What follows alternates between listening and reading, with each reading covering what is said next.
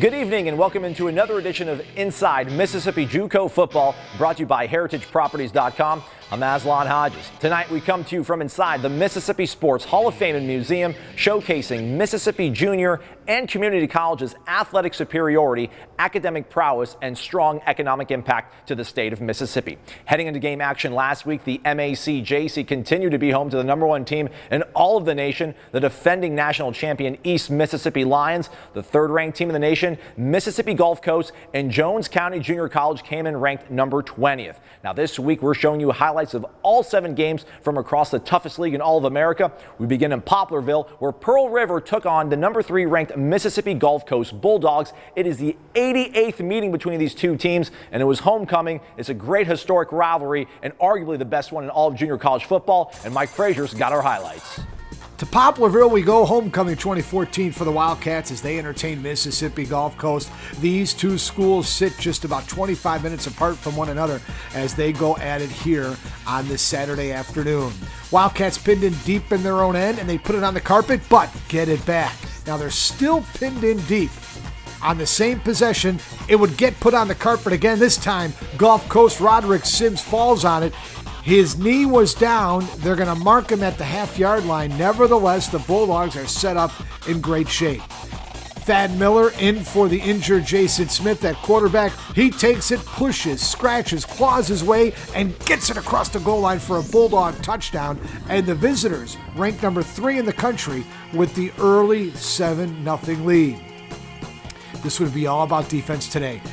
Gulf Coast could play special teams too as they blocked the field goal attempt in the first half. Score remains 7-0 Bulldogs. Here's Barron Miller pressuring Kalen Cooper. Here's Robinson. He's stopped for a loss, and that's what the smothering defense did all afternoon long. Wildcats again fumble the snap here. Mississippi Gulf Coast recovers it, and the defense continues to set the tempo as they come up with the turnover and stymie another drive by the Wildcats. All right, fourth quarter now. Here's Roderick Sims with a sack on Kalen Cooper, and that would put the Wildcats back after a penalty. Now, last possession of the game, still 7-0 Bulldogs. Inside of a minute to go. Cooper scrambling. Phelan Booker tracks him down, gets the sack to close it out on that fourth down play. And the Wildcats come up shy. The number 3 team in the country, Mississippi Gulf Coast, without their starting quarterback, win on the road in a hostile environment, 7-0. To Senatobia we go, and there's the rock star in the last few weeks in the MACJC, Justin Crawford, the running back for Northwest. The visitors of Mississippi Delta would get things going. Here's Devin Adams. Look at the pitch here to Q Butler, going to take it for a nice 16-yard run. Plenty for a Trojan first down. Special teams would strike first. Look at Cedric Poole, going to pick it off the bounce and then just effortlessly takes it down the far sideline. Look, cut left, cut right, then cuts it back. Just another day at the office for Poole. Takes it 78 yards, and the visitors from Moorhead with the 7-0 lead. Here's Northwest Justin Crawford, 20-yard run here. Look at the instincts, just the quick cuts and the determination to get it into the end zone. And the game is knotted at 7. Crawford again off the screen from Morgan, and he would take this one 80 yards. Look at him cut. Look at him turn on the speed. He'd have 4 receptions on the night for 174 yards alone as he sets up the Rangers in good shape. It would lead to a Jim Spites 24-yard field goal, and it's 10-7 Northwest. Opening minute of the third quarter, and look at Crawford and the speed. To the outside, and then he has another notch for his breakaway speed, and he is gone. Touchdown Crawford. He'd rush it for 257 yards on the night again, and Northwest with a 17-7 lead. Hey, the visitors from Moorhead weren't done. Here's Adams here to Donald Jackson. Look at the tough yards after the catch and run by Jackson, and that would set up you know who. Here comes Rochard Birdie, gonna blast his way into the end zone, and the Trojans are within 3 at 17-14. But it's Crawford again. Off the pass here from Morgan. Now stay with us here. Look at him take it down that near sideline. He would get it all the way down and be tripped up with a touchdown saving tackle. He'd be down right around the 1-yard line. Wouldn't stop the Rangers though. Now look at this. Kyle Morgan going to take it, and Q Lee comes in behind him and escorts him into the end zone. Touchdown Rangers. Like a bouncer carrying him across the goal line. And Northwest able to go up 2 scores, and that would be enough as they would backflip their way into a showdown with East Mississippi tomorrow night for the number 1 seed in the North Division. Rangers win it over Mississippi Delta, 23-14. A South Division showdown down the West, and we go home with the Colon Wolfpack. Homecoming 2014 for them as well. Hines and White would get it going early. James Summers hits a streaking Marquez McNair down the far sideline, 40 yards on the pass play. Eagles on top 7-0 first quarter. Good-looking kicker in the MACJC. Here's Colin's Greg Nichols. Nails the 30-yard field goal to get the Wolfpack on the board.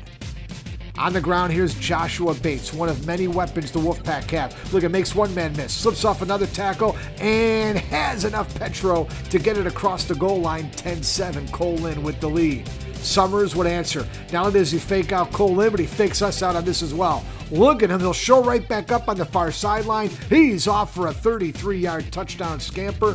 14-10, Hines with the lead. Wolfpack can throw it as well. Here's Fitzwater to Donald Gray. Breaks a tackle, and look at the speed. The Mississippi State commit going to pull away just like Secretariat did in the 70s in the Triple Crown run. Touchdown, Colin. That's a 70-yard touchdown pass play. Gray sprinted 56 yards. Wow. Wolfpack with a 2-score lead. Colin on the ground. Look at Daquan Davis. Going to come right at you. And boy, are they balanced. The Wolfpack could do it in the air, on the ground. Davis with the touchdown here, and Colin with a 2-score lead. Here's Bates going to bounce to the outside. He'll take it in for a Wolfpack touchdown as they start to run the football effectively this Saturday afternoon on homecoming. And once you focus on the run with this team, they go to the air. Look at Fitzwater. Hits Julius Kraft for the score, and the Wolfpack comfortably ahead on homecoming weekend. Here's Joshua Dixon going to take this one right up the middle, and he's on his way to the end zone. He rushed for 68 yards, tipping the cap to Dixon. With McAlpin out due to injury and other Hines Community College guys down due to injury, this guy continues to be a workhorse for the Eagle program. But they would be singing and dancing the night away in Wesson as their victory now sets up the showdown this weekend at Perkinston against Gulf Coast for the number 1 seed in the South. Colin wins it by a final score of 41-21. To Scuba we go. There's Brandon Acker, number 2 receiver in the MACJC. He'll be going up against Dre Massey of Holmes Community College, getting multiple D1 looks as well for Holmes Community College. The number 1 team in the country would get the scoring started 3 minutes in. Here's Preston Baker going to take it in for a touchdown run. 7-0 East Mississippi Community College. Defensively, Lorenzo Phillips picks up the sack. I mean, this team can do it all, folks. Offense, defense, special teams. Look at this little screen pass here. Kelly to Baker, and Baker going to take this in for another touchdown. 7 minutes into the contest, it's 14-0 East Mississippi. Nice play here by Henson, right up the gut for a nice gain for the visitors. Plenty for a Holmes first down. Defensively, Holmes one of the better teams in the MACJC. Hodges with a sack here as he gets Kelly wrapped up and tackled to the turf. But you couldn't stop Kelly all night long, nor have they stopped him all year long. Staggers with the touchdown grab, and the Lions comfortably ahead. Lucas now with a sack as the Lions get into it defensively again, and East Mississippi on their way in this one. Another touchdown pass here. Kelly to Goss. And East Mississippi with a 4-score lead early on in this football game. Boy, why is this the toughest league in America? Here's why. Look at Kelly. Big stick. Mercy. Able to hang on to the ball and get it across the goal line for the touchdown. I mean, you've got to strap it on in this league as Kelly, okay, and able to get it across the goal line. And the Lions roll into victory lane, and now they hit the road to Northwest tomorrow night. They win this one 49-0. Much more game action to come later on in the show, but time now for our C Spire Community College feature. Mississippi Gulf Coast Community College continues to serve its community. They're graduating their students and their student athletes. The MGC CC staff will once again be hosting this year's Mississippi Bowl down there on the coast. It's a great fit for both the community and the school. Mike Frazier tells us why. And we continue our tour around the Mississippi Gulf Coast Community College campus, now joined by Athletic Director Bert Pickard. Bert, you are now the athletic director here for the Bulldog program. Why this position for you? It's really a calling, I think, and very happy to be back to Mississippi Gulf Coast. Played baseball back in 2002 and 2003 for the Bulldogs, and this is family, this is home. I grew up about 30 miles from here. There's also a heavy emphasis on academics for the student athletes here at Mississippi Gulf Coast Community College. Yeah, absolutely. We've had about a 98% graduation rate of our student athletes over the past couple of years, and we want to continue that and even improve on it if possible. And you know, definitely that's our main focus at a college institution, is to, you know, graduate our athletes and educate them, you know, from an athletic standpoint, and we want to continue that trend. Lastly, what's special about Mississippi Gulf Coast Community College from your perspective? The atmosphere. I think the leadership as well. It's just a great set of leaders, and Dr. Graham and Dr. Taylor and you know, Dr. Heindel. We've got several of the other vice presidents across the college as a whole. Leadership has been great, very supportive of athletics. It's a good family atmosphere we have on campus and across our Jackson County and JD campus as well, and several of our others. We just have a great atmosphere. And we continue our tour around the Mississippi Gulf Coast Community College campus. Now joining us, Dr. Mary Graham, president of Mississippi Gulf Coast Community College. Let's start out with, from an academic standpoint, potential students that come to Mississippi Gulf Coast, what can they expect? Well, we have a lot of exciting things going on the Mississippi Gulf Coast. You know, we have 9 locations now at our institution. We have 3 comprehensive campuses. Students going to Gulf Coast Community College can expect a phenomenal quality education, a great opportunity to play sports or be in the band, to be trained in a career and technical program, or, you know, to complete their education on the academic track and move to the university. We have a commitment to excellence at Gulf Coast Community College. Our mission is to make a positive difference, and if students don't achieve, particular athletes, what they set out to do, which is to accomplish a degree, then we feel like we've not done our job at Gulf Coast. Fortunately, we have learning labs at every campus, and students avail themselves to that opportunity. It has really helped and enriched their experience. As a matter of fact, we have won the Hallbrook Award 3 of the last 4 years. The Mississippi Bowl is back for another season, and I know that's something you want to get out to the television audience about. We know the date coming up here in December, but also about the festivities and what you've done to grow this Mississippi Bowl over the years. You know, we were having the conversation with our sponsors yesterday, a very rich conversation, and every year we try to do something to enhance the Mississippi Bowl. We want it to be we think it's the premier bowl in the United States for JUCO play. And so every year we want to do something better. We've worked very closely with Keesler Air Force Base. You know, we've had the jets fly over and the parachute folks jump out of the plane. And this year, our sponsors recommended that we begin, since it's our 7th year, to do a Hall of Fame for the Mississippi Bowl. And we've had some phenomenal athletes that have played on the field at the Biloxi Indian Stadium. And so we know that they would be happy to come back and share with these new participants.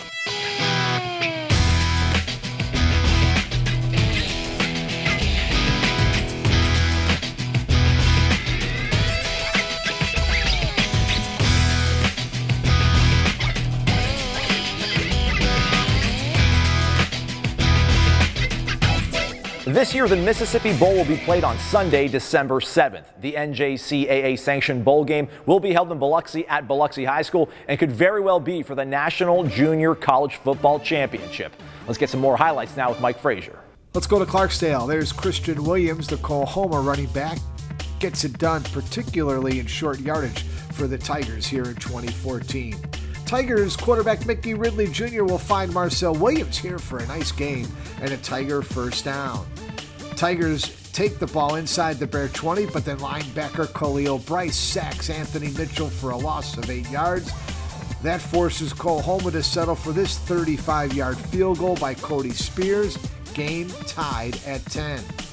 Bears going to run it to their marquee guy all year. They do it here. Chris Jones picks up big yards and a first down. That would set up this by quarterback D'Angelo Ballard as he'll find his way into the end zone, and the visitors from Pike County with a 17-10 lead. Still second quarter, Bears get the ball back. D'Angelo Ballard again. This time, look at him. He's going to take it 55 yards. That run would get him across the goal line, 24-10 Southwest. Want to show you this last play of the first half. Quarterback Anthony Mitchell connects with James Hill. Hill will take it inside the 40, inside the 30, inside the red zone, and then get dropped right around the 10-yard line as time expired in the first half, and the Bears would head to the dressing room with a 2-score lead. Third quarter, more Southwest. Here's quarterback Ballard. He breaks off this 65-yard run before being run down inside the 10-yard line. Ballard would finish off the drive with this 8-yard run, and the Southwest Bears win big at Oklahoma, 52-10. Over to Fulton we go in a key North Division game. There is Xavier Pegues, talented ICC defensive end, getting looks from Cal, Iowa State, West Virginia, just to name a few. 3-3 ball game, but that's about to change. Here's Northeast Mississippi Community College kicker Cesar Resendez going to drill this one to make it a 6-3 Tigers lead as we play football out on the campus of Itawamba Community College. Indians would answer with their kicker Tyler Jackson. Knocks in this 26-yarder, and the game is tied at 6.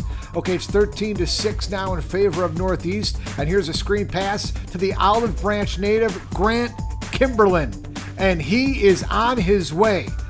53 yards, touchdown ICC, and the game is tied at 13.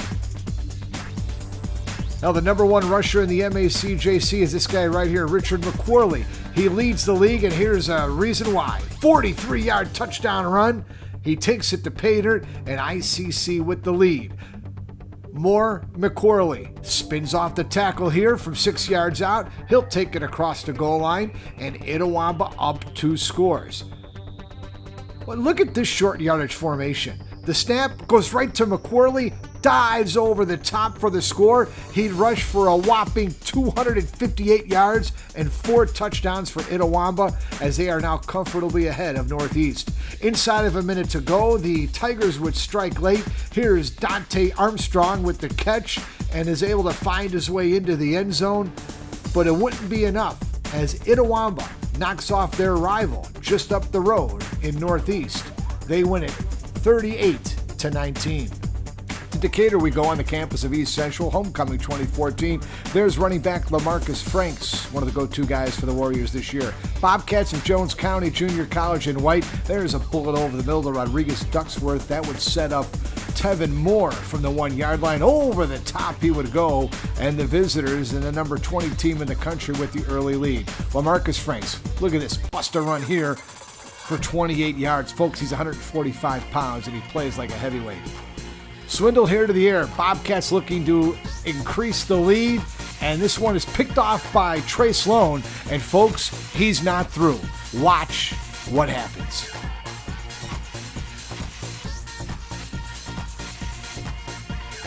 He's to midfield. He's to the red zone. He's going 100 yards, takes it back for the touchdown.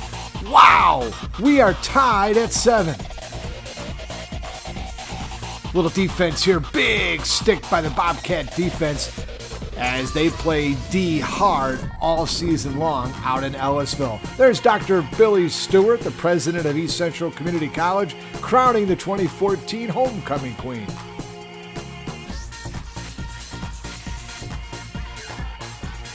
Second half action, now 7-7 ball game. LaMarcus Franks, he's through the hole, and he is off. 39 yards for the touchdown.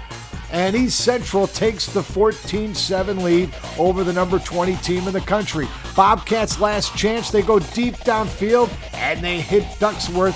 10 grabs for 173 yards for him on the day. Last chance for the Bobcats. Steven Swindle launches for everything he's worth, and it is intercepted. Austin Balthaser with the pick, and East Central on homecoming knocks off number 20 Jones County Junior College 14-7. Time now for a look at all of the scores in Week 7 from across the MAC-JC, courtesy of the Mississippi Sports Medicine Scoreboard.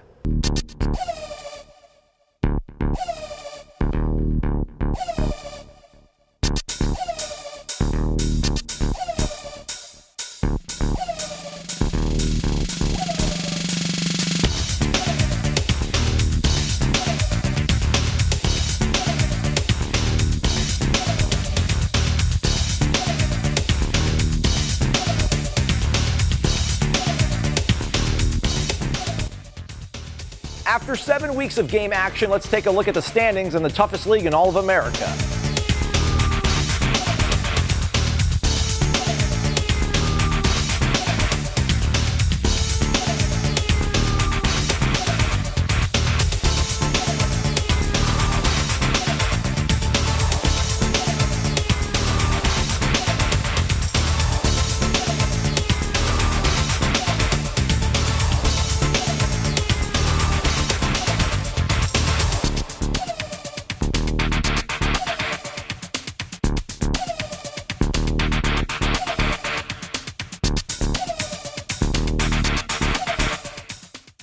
And here now, a look at the top performers through 7 weeks of game action in the MAC-JC.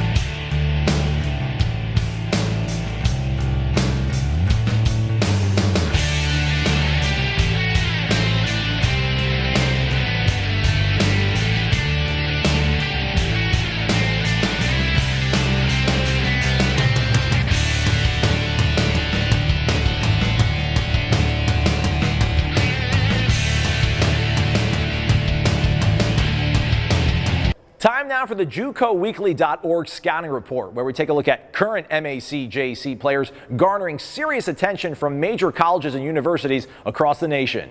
Mississippi Gulf Coast defensive tackle Maurice Swain. He is receiving heavy interest from Auburn, Kentucky, Mississippi State, Ole Miss, and Georgia. Mississippi Gulf Coast linebacker Baron Miller. Delta State University has offered, and Texas Southern University is getting close to offering. Miller played as a true freshman in 2012, but decided to redshirt in 2013 due to a family illness and also to get bigger and stronger. Each Thursday night at 10 p.m. throughout the regular season, JUCOweekly.org hosts the Mississippi JUCO Football Scoreboard Show on your local Super Talk Mississippi station. For more information on that scoreboard show and the MACJC for things like stats, scores, and headline news, you can find that as well at JUCOweekly.org. Thank you so much for watching another edition of Inside Mississippi JUCO Football, brought to you by HeritageProperties.com. On behalf of Mike Frazier and the rest of the JUCO Weekly team, I'm Aslan Hodges, and we say goodnight from inside the Mississippi Sports Hall of Fame and Museum with a look at some of the best photos from Week 7 in the toughest league in all of America.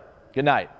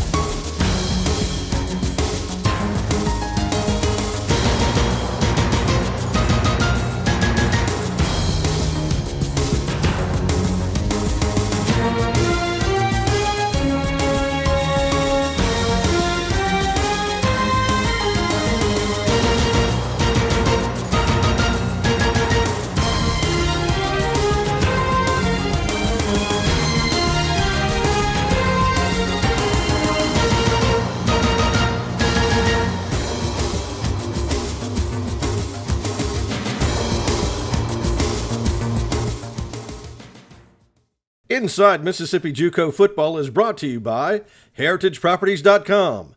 More information on 1, 2, and 3 bedroom apartments can be found at HeritageProperties.com. By the MACJC, the toughest league in America.